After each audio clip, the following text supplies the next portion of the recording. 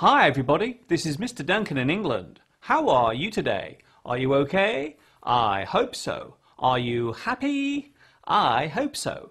Here we are on a very windy day in England with another selection of your email questions, queries and conundrums. So let's get underway with our first question for today. Is learning English just about reading books and learning grammar? This very interesting question comes from Carlos Oliveira from Sao Paulo in Brazil. I suppose the old-fashioned way of teaching English would have been mostly done with textbooks and what I call the parrot fashion of listening and repeating single words or short sentences. However, these days we have many options when it comes to how, when and where we study English. Fortunately, these days many schools are moving away from the traditional language teaching methods. Making lessons more interesting and encouraging students to learn while relaxing is becoming a popular way of teaching. This also happens to be the reason why my lessons are made the way they are. By utilizing video and sound via familiar internet technology such as online video streaming through sites like YouTube, students can relax while learning and hopefully have fun too. As I have said before, the more you see and hear, then the more you become used to hearing how English is being used. You will still need books to study with, and learning English will still involve reading. But at least there are more choices these days. So, click on a video whenever you want and get learning. Could you make a lesson about how to use English during a job interview? This question comes from Huang Mai in Vietnam. During any formal conversation, the words you use are very important. If you are attending a job interview, then you will need to have some idea of the questions you may be asked. Of course, you must reply to these questions in a clear and polite way. Common questions are: where did you hear about this job vacancy? What do you know about our company? Do you see this job as temporary or permanent? How long will you stay with us? Tell me about your previous experience. And probably the most important question of all, why do you want this job? I will be discussing this subject in more detail during a later full lesson, so keep a lookout for that. Do you have any social network pages? And if so, what is your official Facebook address? This question comes from Nicoletta in Italy. Well, there's good news and bad news in my answer to you. There is a Facebook page which has been set up by another person for those who are following my lessons, but it is not mediated by me. I do, however, have my own Facebook page where I occasionally post photos, videos and little bits of news concerning my day-to-day activities. However, I do not usually stay on there for very long. Although that does not mean that you cannot say hello to me if you see me logged on there. I'm always happy to have a chat if there is time.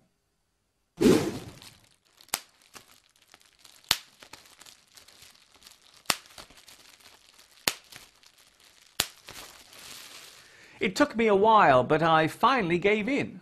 I have started Twittering. Yes, now I have a Twitter page too, just like all those Hollywood celebrities. If you want to follow me there and find out what I get up to when I'm not making my video lessons, then feel free to sign up and follow me. I also have a blog which gives you a little peep into my written world. It is more of a personal forum and a place for me to air some of my thoughts. Remember, you do not have to agree with me. After all, opinion and debate are what shape this world of ours. Why are there differences between British and American English? This question comes from Charlotte Soria in Uruguay. Well, this is one of those questions where whatever my answer is, someone somewhere will disagree. It is worth remembering that the English language was developed here in England and was later used in other parts of Britain, such as Scotland, Wales and Northern Ireland. Although, from its earliest existence, the English language has changed considerably, but the biggest change came during the colonising of other countries by the English people. The English language was introduced to many different parts of the world during the 17th century, and this continued to expand and grow well into the 19th century. However, as time went on, each colonised country developed its own way of using English. There became various versions of English in use, though most of these were used in small localised areas. However, one variation did make a large impact on the way English was used away from its native land.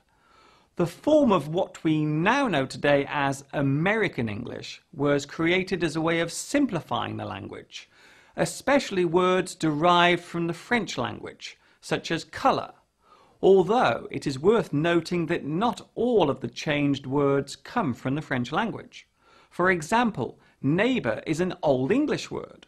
In fact, some American English spelling has more in common with Old English than modern British English does. So over the years, the spread of English and the formation of new nations during that period caused the language to alter in many different ways. It is rather like growing a certain type of flower in a climate it is not used to. Over time it will alter and slowly adapt to its new environment. It would be fair to say that this is the reason why American English contains so many variations. But it is worth remembering that when comparing the two, the basic cores or foundations of both types of English are virtually identical.